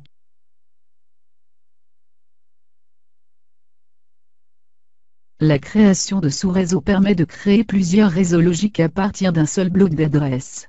Puisque nous utilisons un routeur pour interconnecter ces réseaux, chaque interface du routeur doit disposer d'un ID réseau unique. Tous les nœuds de cette liaison se trouvent sur le même réseau. Nous créons les sous-réseaux au moyen d'un ou de plusieurs bits d'autant que bits réseau. Pour cela, il convient de développer le masque pour emprunter quelques bits de la partie haute de l'adresse, et créer d'autres bits réseau. Plus les bits d'hôte utilisés sont nombreux, plus le nombre de sous-réseaux, qui peuvent être définis est important. Pour chaque bit emprunté, il faut doubler le nombre de sous-réseaux disponibles. Par exemple, en empruntant un bit, on peut définir 2 sous-réseaux. En empruntant 2 bits, on peut définir 4 sous-réseaux. Toutefois, pour chaque bit emprunté, le nombre d'adresses disponibles par sous-réseau décroît. Le routeur A, présenté dans la figure, a 2 interfaces pour interconnecter 2 réseaux.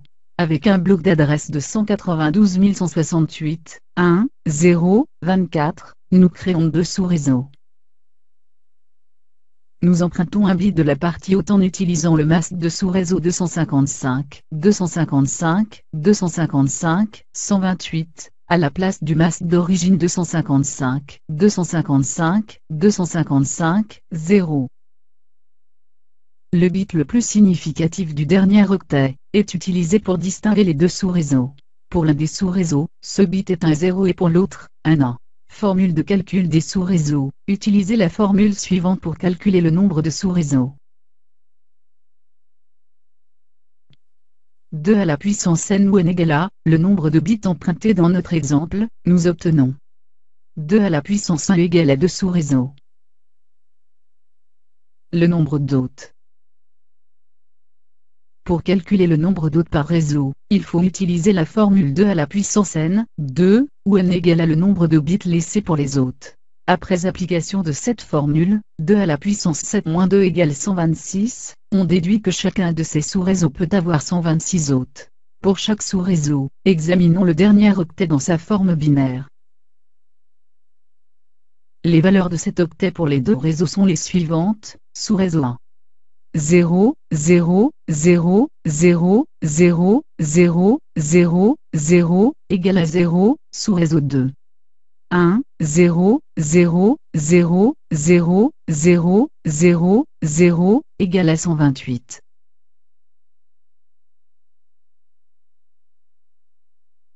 Exemple avec 3 sous-réseaux.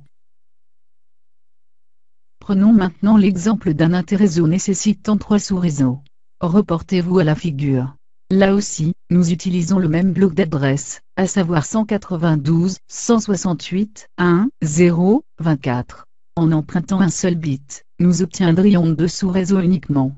Pour en obtenir davantage, nous redéfinissons le masque de sous-réseau sur 255, 255, 255, 192 et empruntons 2 bits. Nous obtenons ainsi 4 sous-réseaux. Calculez le sous-réseau à l'aide de la formule suivante. 2 à la puissance 2, égale à 4 sous-réseaux. Le nombre d'hôtes. Pour calculer le nombre d'hôtes, commencez par examiner le dernier octet. Vous pouvez identifier les sous-réseaux suivants. Sous-réseau 0 divisé par 0 égale à 0, 0, 0, 0, 0, 0, 0, 0, sous-réseau 1 divisé par 64 égale à 0, 1, 0, 0, 0, 0, 0, 0, sous-réseau 2 divisé par 128 égale à 1, 0, 0, 0, 0, 0, 0, 0, sous-réseau 3 divisé par 192 égale à 1, 0, 0, 0, 0, 0, 0. Appliquez la formule de calcul du nombre d'hôtes.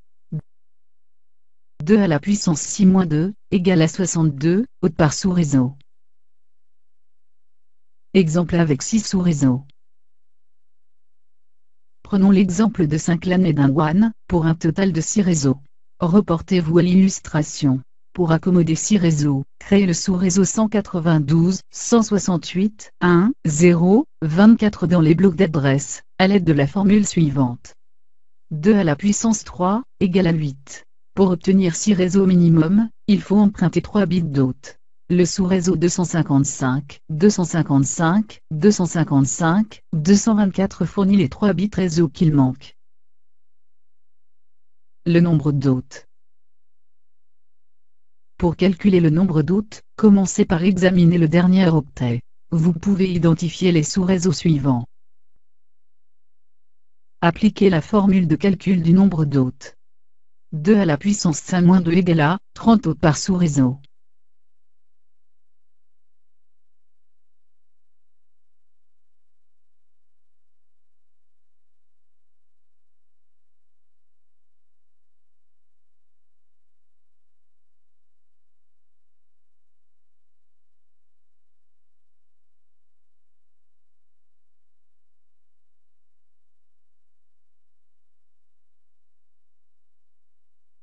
Création de sous-réseaux, découpage des réseaux à des tailles appropriées.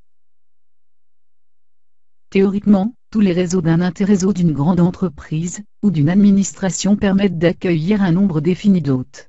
Certains réseaux, comme les liaisons WAN de point à point, nécessitent seulement 2 hôtes, au maximum. D'autres, comme un réseau local d'utilisateurs dans des bureaux ou un service de grande taille, doivent accueillir des centaines d'hôtes. Les administrateurs réseau doivent développer un schéma d'adressage interréseau de façon à pouvoir accueillir le nombre maximal d'hôtes pour chaque réseau. Le nombre d'hôtes dans chaque division du réseau doit prévoir un nombre plus important d'hôtes. Déterminer le nombre total d'hôtes. Calculez d'abord le nombre total d'hôtes requis par l'interréseau entier de l'entreprise. Nous devons utiliser un bloc d'adresse suffisamment grand pour pouvoir accueillir l'ensemble des périphériques appartenant à tous les réseaux de l'entreprise. Il s'agit, entre autres, des périphériques d'utilisateurs, des serveurs, des périphériques intermédiaires, et des interfaces de routeurs. Reportez-vous à l'étape 1 du schéma. Prenons l'exemple d'un interréseau d'entreprise, qui doit accueillir 800 hôtes dans les 4 endroits où l'entreprise est implantée. Déterminez le nombre et la taille des réseaux. Calculez ensuite le nombre de réseaux, et la taille de chaque réseau requis, en fonction de critères de regroupement d'hôtes communs. Reportez-vous à l'illustration. Nous créons des sous-réseaux de réseaux, afin de résoudre des problèmes de zone géographique, de taille et de contrôle. Comme nous l'avons souligné précédemment, lors de la configuration de l'adressage, il est nécessaire de définir les critères d'après lesquels les hôtes seront regroupés. Regroupement par localisation géographique commune. Regroupement par utilisation. Regroupement par propriété. Chaque liaison, WAN, Wide Area Network, est un réseau. Il convient de créer des sous-réseaux pour le réseau étendu, WAN, qui interconnectent différentes zones géographiques. Pour connecter ces différentes zones, il est nécessaire d'utiliser un routeur, afin de tenir compte des différences matérielles entre les réseaux LAN, Local Area Network, et le réseau WAN. Bien que les hôtes d'une localisation géographique commune couvrent généralement un seul bloc d'adresse, il peut s'avérer nécessaire de créer des sous-réseaux pour ce bloc, afin de former d'autres réseaux, dans chaque zone. Il est nécessaire de créer des sous-réseaux dans les différentes zones, dont les hôtes présentent des besoins communs. D'autres groupes d'utilisateurs peuvent nécessiter un grand nombre de ressources réseau, ou de nombreux utilisateurs peuvent nécessiter leur propre sous-réseau. Par ailleurs, les sous-réseaux peuvent être réservés à des hôtes particuliers, tels que des serveurs. Chacun de ces facteurs doit entrer en ligne de compte dans la définition du nombre de réseaux. Il faut également penser à des besoins très spécifiques en termes de sécurité ou de propriété administrative pour lesquels d'autres réseaux devraient être créés. Un diagramme réseau est très utile dans la préparation de ce schéma d'adressage. Il permet de représenter les réseaux visuellement, et de déterminer le nombre exact de réseaux. Pour accueillir 800 hôtes dans les 4 endroits où l'entreprise est implantée, il faut appliquer l'arithmétique binaire, afin d'attribuer un bloc 22, 2 à la puissance 10-2 égale 1022. Attribution d'adresse. Une fois le nombre total de réseaux défini, et le nombre d'hôtes calculé pour chaque réseau, il convient d'attribuer des adresses depuis le bloc d'adresse global. vous constatez qu'il faut d'abord attribuer des adresses réseau pour les emplacements des réseaux spéciaux. Nous commencerons par les emplacements qui nécessitent le plus grand nombre d'hôtes, et finirons par les liaisons de point à point.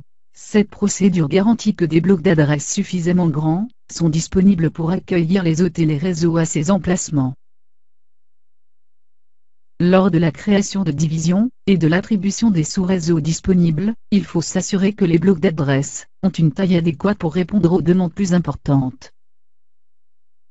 Par ailleurs, lors de la préparation de l'attribution des blocs d'adresses aux sous-réseaux, il faut s'assurer qu'ils ne se chevauchent pas.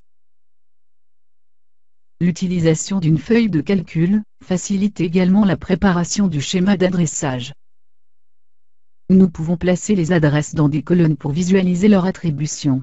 Dans notre exemple, nous pouvons attribuer des blocs d'adresses aux 4 emplacements, ainsi qu'aux liaisons du réseau étendu.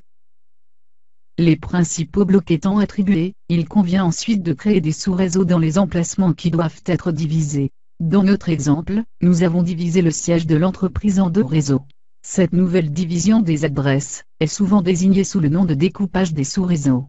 Là aussi, nous devons scrupuleusement préparer l'attribution d'adresses de manière à prévoir la disponibilité d'un nombre de blocs suffisant. La création de réseaux de plus petite taille à partir d'un bloc d'adresse donné se fait par extension de la longueur du préfixe, c'est-à-dire en ajoutant des 1 au masque de sous-réseau.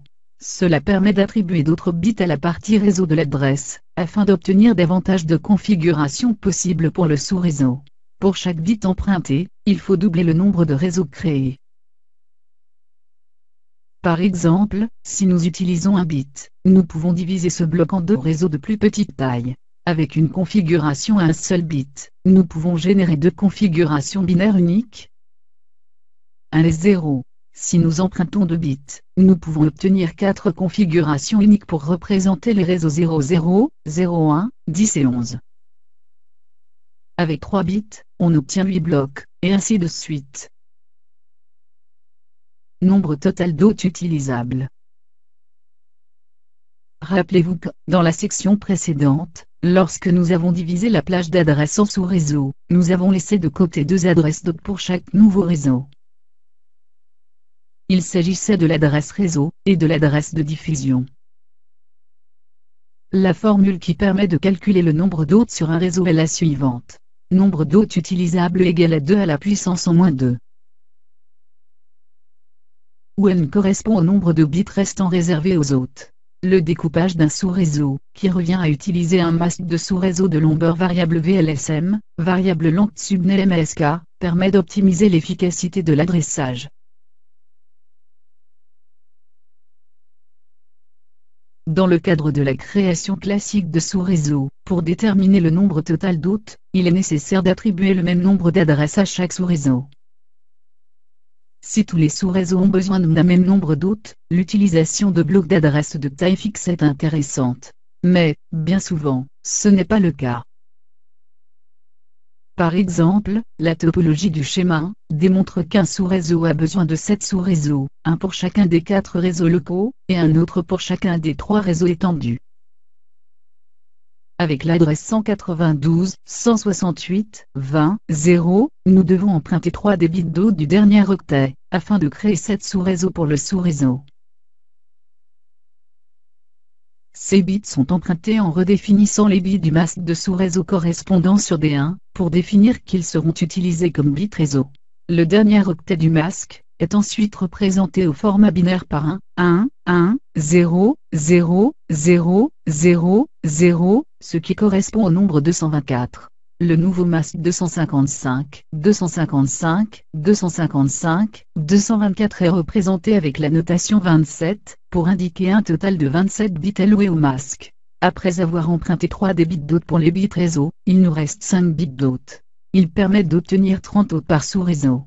Bien que nous ayons réussi à diviser le réseau en un nombre adéquat de réseaux, nous avons gaspillé un nombre important d'adresses.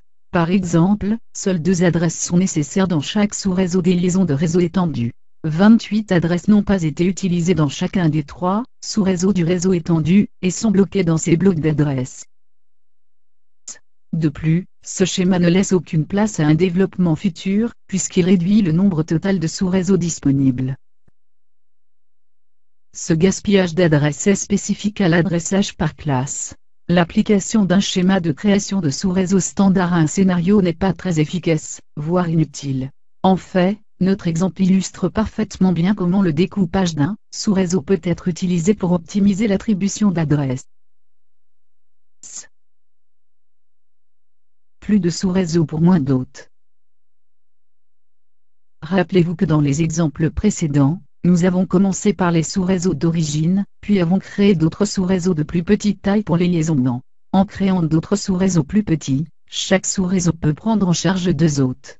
Ainsi, les sous-réseaux d'origine peuvent être réservés à d'autres périphériques, et le gaspillage d'adresses reste minimal. Afin de créer des sous-réseaux de plus petite taille pour des liaisons WAN, commencez par l'adresse 192.168.20.192. Nous pouvons découper ce sous-réseau en sous-réseaux secondaires. Pour fournir des blocs d'adresses aux liaisons WAN avec 2 adresses chacune, nous allons emprunter 3 autres bits d'hôtes, qui seront utilisés comme bits réseau. Envoi d'une recapping à 127.0.0.1, test de la pile locale. La command ping est un utilitaire qui permet de tester une connectivité IP entre des hôtes. Elle envoie des demandes de réponse à une adresse hôte spécifiée.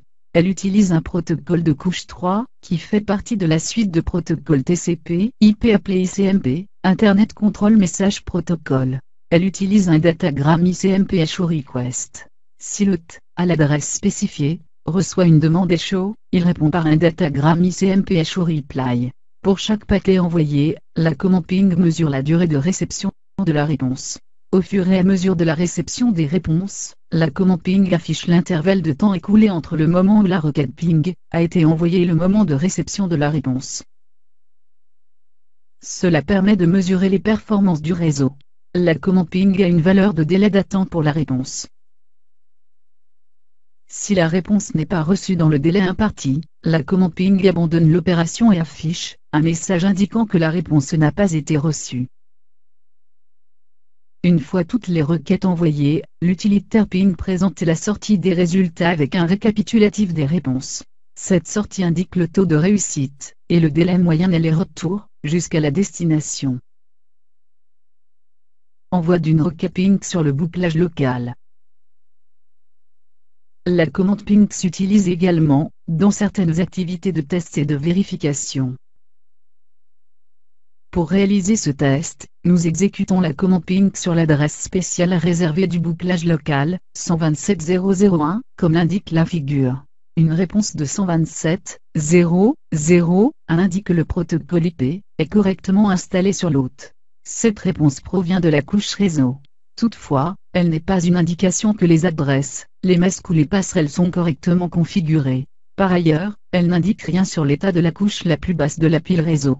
Elle teste uniquement la configuration IP via la couche réseau du protocole IP. Si un message d'erreur est généré, cela indique que TCP/IP ne fonctionne pas sur l'hôte. Envoi d'une recapping à une passerelle, test du réseau local.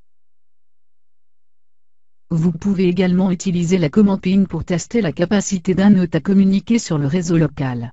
En principe, une recapping est envoyée à l'adresse IP de la passerelle de l'hôte, comme l'indique la figure. La sortie indique si l'hôte et l'interface du routeur, qui sert de passerelle, sont ou non fonctionnels sur le réseau local. Pour ce test, l'adresse de la passerelle est souvent utilisée car le routeur est, en principe, toujours fonctionnel. Si l'adresse de la passerelle ne répond pas, vous pouvez essayer l'adresse IP d'un autre hôte, que vous savez fonctionnel sur le réseau local. Si une réponse est obtenue, soit de la passerelle, soit de l'autre hôte, cela signifie que les hôtes locaux peuvent communiquer sans problème sur le réseau local. Si la passerelle ne répond pas mais que l'autre répond, cela peut être révélateur d'un problème sur l'interface du routeur qui sert de passerelle. Il se peut, par exemple, que l'adresse définie pour la passerelle ne soit pas la bonne. Peut-être que l'interface du routeur est fonctionnelle, mais qu'une règle de sécurité en vigueur l'empêche de traiter des recappings ou d'y répondre. Enfin, il se peut que d'autres hôtes se soient vus appliquer la même règle de sécurité. Envoi d'une recapping à un hôte distant, test du LAN distant. Vous pouvez également utiliser la commande ping pour tester la capacité d'un hôte IP local à communiquer sur un interréseau. L'hôte local peut envoyer une requête ping à un hôte fonctionnel sur un réseau distant, comme présenté dans la figure. Si cette requête ping aboutit, cela indique qu'une grande partie de l'interréseau est fonctionnelle. Cela implique que nous avons vérifié la communication de nos hôtes sur le réseau local, que le routeur qui sert de passerelle est fonctionnel, ainsi que tous les autres routeurs éventuellement, sur le trajet entre notre réseau et le réseau de l'hôte distant. Par ailleurs, vous avez vérifié que l'hôte distant est également fonctionnel. Si, pour une raison ou l'autre, l'hôte distant ne peut pas utiliser son réseau local pour communiquer avec l'extérieur de son réseau, il ne répondra pas. N'oubliez pas que de nombreux administrateurs réseau limitent ou interdisent l'entrée de datagrammes ICMP dans le réseau de leur entreprise. De ce fait, si aucune réponse n'est donnée à la requête, cela peut s'expliquer par l'application de stratégies de sécurité, et non pas forcément au mauvais fonctionnement d'éléments physiques sur le réseau. Traceroute, tracer, test du chemin. La commande ping est un utilitaire qui permet de tester une connectivité IP entre des hôtes. La commande traceroute, tracer, est un utilitaire qui permet d'identifier le chemin entre des hôtes. L'analyse du chemin génère une liste de sauts qui ont été traversés sur le trajet. Cette liste peut fournir d'importantes informations pour la vérification et le dépannage. Si les données parviennent à destination, l'analyse du chemin répertorie tous les routeurs rencontrés sur le chemin. Si les données n'atteignent pas un des sauts sur leur parcours, l'adresse du dernier routeur, qui a répondu à l'analyse est renvoyée. Elle indique, soit l'endroit où le problème est survenu, soit l'endroit où des restrictions de sécurité s'appliquent. Durée de transmission RTT. Round trip time. L'exécution de la commande traceroute fournit la durée de transmission sur chacun des sauts rencontrés sur le chemin, et indique si un saut n'a pas répondu. La durée de transmission correspond à la durée nécessaire à un paquet pour atteindre l'hôte distant, puis le temps mis par l'hôte pour répondre. Un astérisque indique un paquet perdu. Cette information permet de localiser un routeur problématique sur le chemin. Si des temps de réponse longs ou une perte de données caractérise un saut particulier, cela indique que les ressources du routeur, ou que ses connexions sont saturées. Durée de vie. Time to live, TTL. La commande traceroute utilise une fonction de durée de vie dans l'entête de la couche 3, et le message ICMP Time Exceeded, dépassement du délai. Le champ TTL permet de limiter le nombre de sauts qu'un paquet peut rencontrer. Lorsqu'un paquet traverse un routeur, le champ TTL est décrémenté d'1. Lorsque la durée de vie atteint 0, le routeur ne transmet pas le paquet, et ce dernier est abandonné. Outre abandonner le paquet, le routeur envoie en principe un message ICMP. Time exceeded. Délai dépassé, adressé à l'hôte source. Ce message contient l'adresse IP de routeur qui a répondu. La première séquence des messages envoyés par traceroute contient un champ TTL égal à 1. Cela met fin au délai de transmission du paquet sur le premier routeur. Ce routeur répond ensuite par un message ICMP. L'utilitaire traceroute dispose à présent de l'adresse du premier saut. Puis, il incrémente progressivement le champ TTL, 2, 3, 4, etc., pour chaque séquence de messages. Cela permet d'obtenir l'adresse de chaque saut, à mesure que les paquets expirent sur le chemin restant.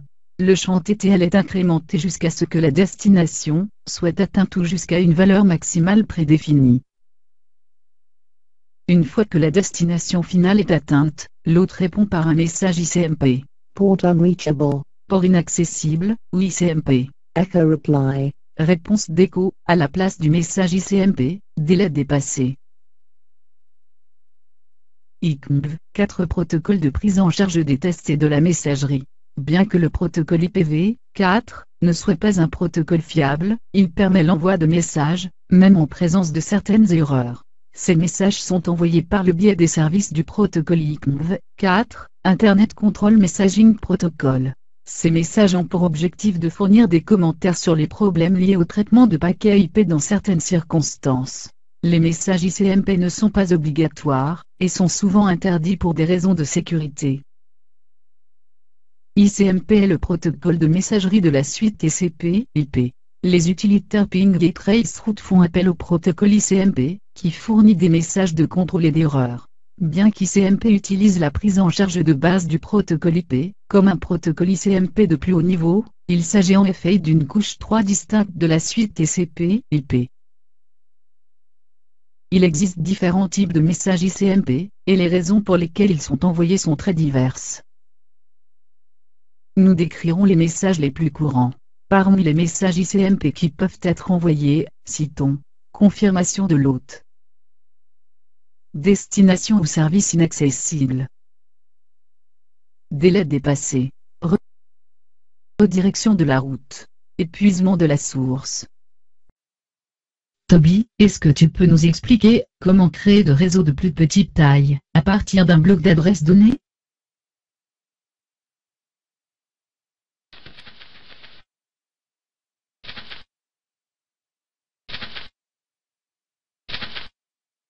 Bien sûr madame. J'ai hâte de vous montrer comment faire. La création de réseaux de plus petite taille à partir d'un bloc d'adresses données se fait par extension de la longueur du préfixe, c'est-à-dire en ajoutant des 1 au masque de son réseau. Cela permet d'attribuer d'autres bits à la partie réseau de l'adresse, afin d'obtenir davantage de configurations possibles pour son réseau. Pour chaque bit emprunté, il faut doubler le nombre de réseaux créés. Par exemple, si nous utilisons un bit, nous pouvons diviser ce bloc en 2 réseaux de plus petite taille.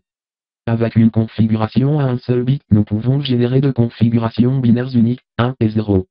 Si nous empruntons 2 bits, nous pouvons obtenir 4 configurations uniques pour représenter les réseaux 00, 01, 10 et 11.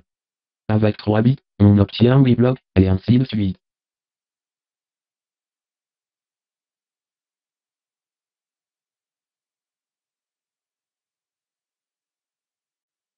Bravo Toby, tu m'épates. Mais, est-ce que tu connais aussi la formule qui permet de calculer le nombre d'hôtes sur un réseau?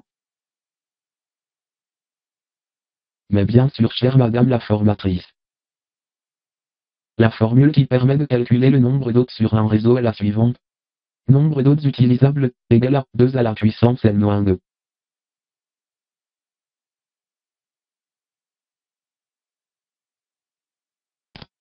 Félicitations Toby, jusque-là, tu as fait un sans faute. Mais attendons la suite. Explique-nous maintenant comment fonctionne le découpage d'un sous-réseau, qui revient à utiliser un masque de sous-réseau de longueur variable VLSM.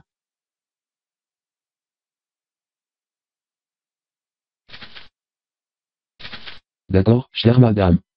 C'est un honneur pour moi.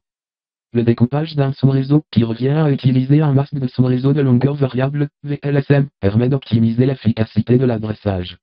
Dans le cadre de la création classique de sous-réseau, pour déterminer le nombre total d'hôtes, il est nécessaire d'attribuer le même nombre d'adresses à chaque sous-réseau. Si tous les sous-réseaux ont besoin d'un même nombre d'hôtes, l'utilisation de blocs d'adresses de taille fixe est intéressante. Mais, bien souvent, ce n'est pas le cas. Par exemple, la topologie du schéma 1 démontre qu'un sous-réseau a besoin de 7 sous-réseaux, un pour chacun des 4 réseaux locaux et un autre pour chacun des 3 réseaux étendus. Avec l'adresse 192, 168, 20, 0, nous devons emprunter 3 débits d'hôtes du dernier octet afin de créer 7 sous-réseaux pour le sous-réseau.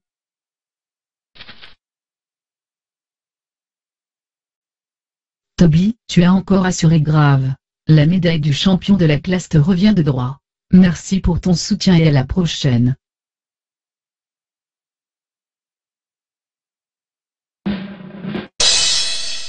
C'était un plaisir pour moi.